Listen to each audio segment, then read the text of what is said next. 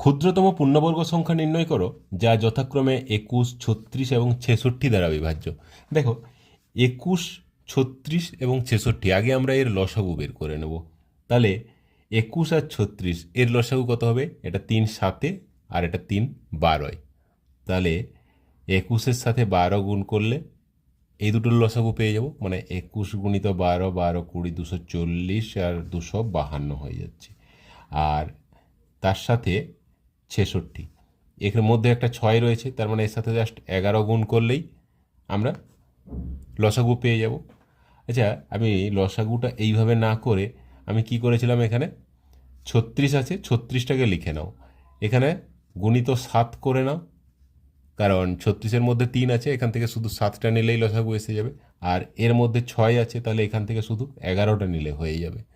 তাহলে এটা অলরেডি একটা পূর্ণবর্গ সংখ্যা, আর এই দুটো পূর্ণবর্গ সংখ্যা নয়। তাহলে মানে এর সাথে এই সংখ্যাটাকে, মানে এর লসাগুটাকে পূর্ণবর্গ করতে গেলে আমাকে আরও একটা 7 এবং আরও একটা 11 গুণ করতে হবে, তবে গিয়ে এটা পূর্ণবর্গ সংখ্যা হবে।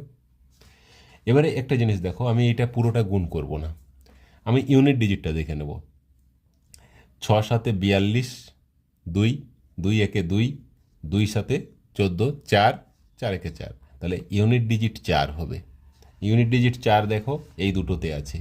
এবারে একটা জিনিস দেখো, 36 9 দ্বারা বিভাজ্য, তাহলে যার ইউনিট ডিজিট 4 আছে সেই দুটোর মধ্যে কোনটাই 9 দ্বারা বিভাজ্য, এটা টেস্ট করে নাও। তাহলে 2 1 3, 3 3 6, আর এদিকে 4 3 12, 12 6 18, এটা 9 দ্বারা বিভাজ্য। এটা 8 1 9, 6 6 12, 12 2 14, 4 18, এটাও 9 দ্বারা বিভাজ্য। তাহলে 11 দ্বারা বিভাজ্য কিনা দেখে নাও।